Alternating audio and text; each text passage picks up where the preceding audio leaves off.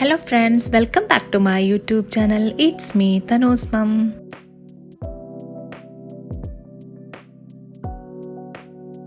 ഇന്ന് നമ്മൾ ട്രൈ ചെയ്യാൻ പോകുന്നത് പാലക് തോരൻ അല്ലെങ്കിൽ സ്പിനാച്ച് തോരൻ.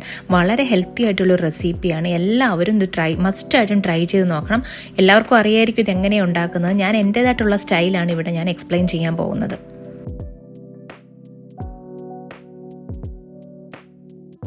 എനിക്കാണ് നമ്മളുടെ ഒരു ഫ്രണ്ടിൻ്റെ വീട്ടിൽ നിന്ന് കുറച്ച് ഫ്രഷ് ആയിട്ടുള്ള സ്പിനാച്ചിൻ്റെ ലീവ്സ് കിട്ടി കേട്ടോ. സോ ഫസ്റ്റ് ടൈമാണ് ഞാനിത് തോരനാക്കാൻ പോകുന്നത്. സോ ഞാനാണെങ്കിൽ തോരൻ ഉണ്ടാക്കുമ്പോഴാണെങ്കിൽ തണ്ടും അതേപോലെ തന്നെ നമ്മുടെ ഇലയും കൂടെ സെപ്പറേറ്റ് ആക്കി വെക്കും. കാരണം എന്ന് പറഞ്ഞാൽ തണ്ടിന് വേവ് കൂടുതലും അതേപോലെ ഇലയ്ക്ക് വേവ് കുറവുമാണ് കേട്ടോ. നിങ്ങൾക്ക് എങ്ങനെയാണോ സൗകര്യം അതേപോലെ ചെയ്യാവുന്നതാണ്.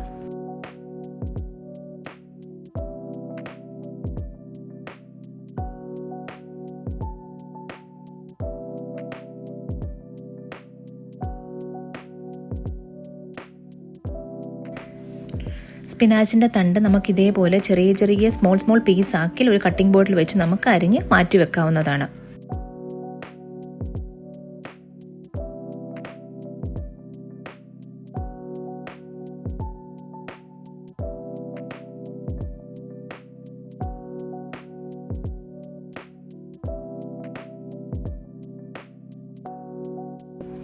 അതിനുശേഷം നമുക്ക് 2-3 ഇല എടുത്ത് ഒരുമിച്ച് വെച്ച് നമുക്ക് ചെറിയ പീസാക്കി നമുക്ക് അരിഞ്ഞ് അതേപോലെ തന്നെ അതും മാറ്റി വെക്കാം.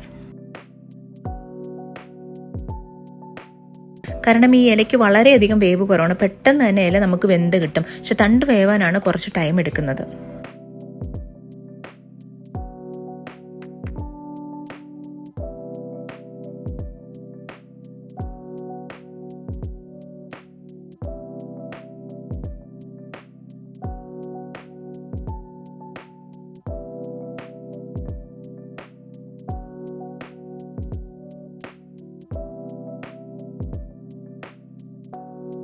ഇലയെല്ലാം അരിഞ്ഞപ്പോഴത്തേന് നമുക്ക് ഇത്രയും കിട്ടി കേട്ടോ. ഇത്രയും ഇലയാണ് കിട്ടിയിരിക്കുന്നത്. കുറേ ഇല അരിഞ്ഞായിരുന്നു, ഇത്ര ഇലയാണ് മൊത്തം കിട്ടിയിരിക്കുന്നത്. സോ അതെല്ലാം കൂടെ ഞാനൊരു ബൗളിനകത്തോട്ടാക്കി മാറ്റി വെച്ചു.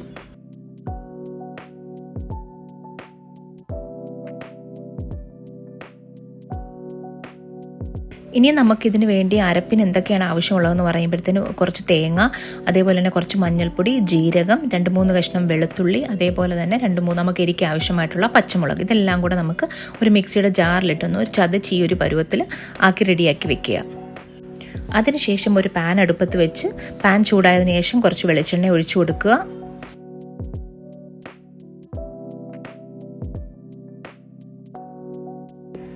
എണ്ണ ചൂടായി വരുമ്പോഴത്തേനും കുറച്ച് കടുകിട്ട് പൊട്ടിക്കുക.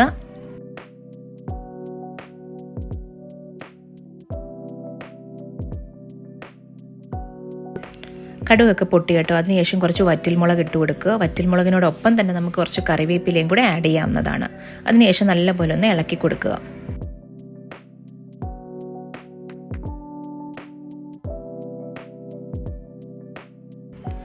ഇതൊന്ന് ചൂടായി കഴിഞ്ഞിട്ടുണ്ട് കേട്ടോ. കറിവേപ്പിലയും മുളകും എല്ലാം ചൂടായതിന് ശേഷം ഒരു 5-6 കൊച്ചുള്ളി നമ്മൾ ചെറുതായിട്ട് അരിഞ്ഞ് അതും കൂടെ ആഡ് ചെയ്ത് കൊടുക്കുക. നല്ലപോലെ ഒന്ന് ഇളക്കി കൊടുത്തുകൊണ്ടിരിക്കുക. കൊച്ചുള്ളി നമ്മൾ ഏതൊരു ഫുഡിന് ആഡ് ചെയ്താലും ഒരു വളരെയധികം സ്വാദ് ഉണ്ടാവും. സോ അതുപോലെ നമ്മളുടെ ഈ തോരനും വളരെയധികം സ്വാദ് കൂട്ടാനുള്ള ഒരു പ്രധാന ഇൻഗ്രീഡിയൻ്റ് ആണ് കൊച്ചുള്ളി. കൊച്ചുള്ളിയൊക്കെ ഏകദേശം ഒന്ന് കളറൊക്കെ മാറി നല്ലൊരു ചെറിയ ബ്രൗൺ കളറൊക്കെ ആയി വന്നിട്ടുണ്ട്.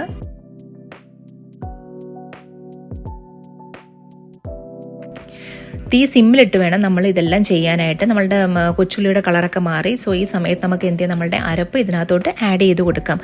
സോ അരപ്പും ഇതെല്ലാം കൂടെ നമ്മൾ നല്ലപോലെ ഒന്ന് മിക്സ് ചെയ്ത് 2-3 മിനിറ്റ് നല്ലപോലെ ഒന്ന് ഇളക്കി കൊടുക്കുക. തീ സിമ്മിലിടാനായിട്ട് മറക്കരുത്. തീ കൂടി കിടന്ന് നമ്മളുടെ തേങ്ങ എല്ലാം കരിഞ്ഞു പോകും കേട്ടോ.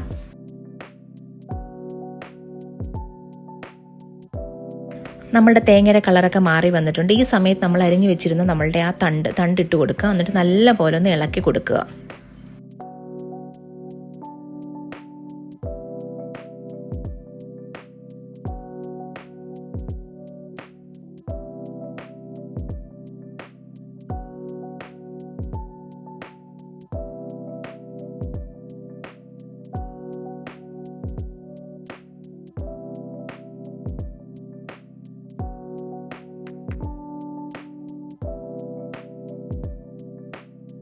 ഈ സമയത്ത് നമുക്ക് ആവശ്യത്തിനുള്ള ഉപ്പ് ആഡ് ചെയ്ത് കൊടുക്കാം. ഉപ്പ് ആഡ് ചെയ്തതിനു ശേഷം നല്ലപോലെ ഒന്ന് ഇളക്കി കൊടുക്കുക. അതിനുശേഷം നമുക്കൊരു ലിഡ് വെച്ച് അടച്ചു വെച്ച് ഇതിനെ ഒന്ന് വേവിച്ചെടുക്കാം.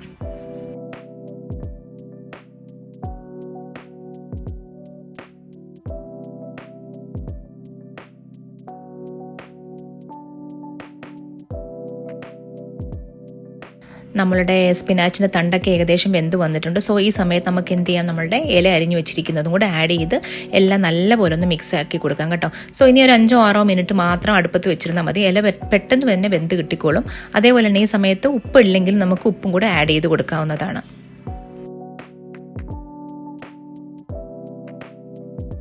പ്രത്യേകം ശ്രദ്ധിക്കേണ്ട ഒരു കാര്യം, നമ്മളുടെ ഇലയിൽ ആവശ്യത്തിൽ കൂടുതൽ വെള്ളമുണ്ട്. സോ എക്സ്ട്രാ വെള്ളം നമ്മൾ ആഡ് ചെയ്ത് കൊടുക്കേണ്ട യാതൊരു ആവശ്യവുമില്ല.